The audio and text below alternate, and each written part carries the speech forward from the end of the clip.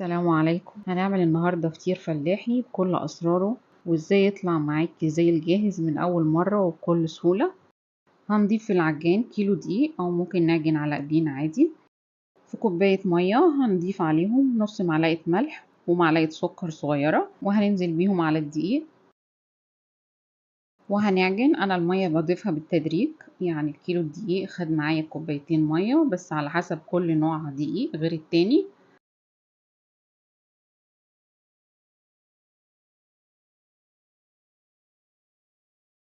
وهنعجنها كويس لحد ما يبقى فيه عرق في العجينة بتشد شوية معانا.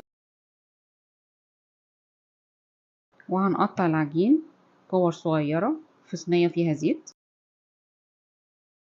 وبعد ما قطعته في الصينية أنا دهنت برضو العجين زيت في الكور اللي أنا عملتها عشان ما ينشفش. وهنغطي العجين وهنسيبه ساعة يرتاح وبعد كده هنبتدي نفرد. وهنحتاج للفرد سمنة على زبدة أو ممكن سمنة بس. وهنفرد العجينة.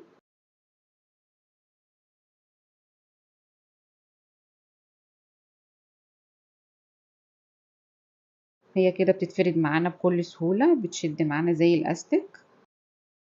واحنا حتى لو احنا بنفرد العجينة لو حتة اتقطعت مش مشكلة، لانه كل ده هيبقى فيه كذا فطيرة في قلب بعض، كل ده بيتدرى مش بيكون باين خالص. نفرد عليها السمنة كلها حتى على الاطراف علشان تبقى طرية ومورقة كويس.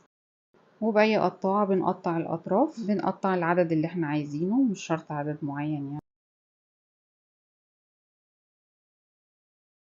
وبنقفل بقى الاطراف اللي احنا قطعناها بالشكل ده على بعضها في النص.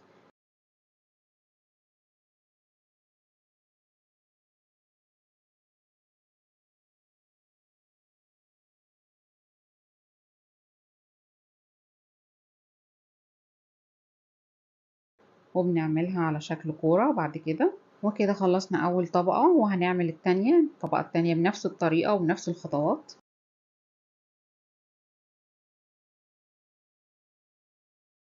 وهنا بعد ما فردت الفطيرة التانية هجيب اللي أنا كنت مخلصاها وهحطها في قلبها وهقفل عليها برضو وهعملها على شكل كورة.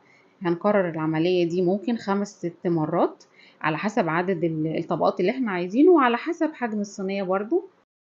انا هنا عملت 5 طبقات فطير علشان حجم الصينية دي وسط. وبعد ما حطيتها في الصينية بسيبها ترتاح ساعة بعد ما خلاص عملت كذا طبقة، وبفردها في الصينية وبدهنها سمنة وبعد كده بدخلها الفرن على اعلى درجة حرارة. لازم الفطير على درجة حرارة عالية جدا.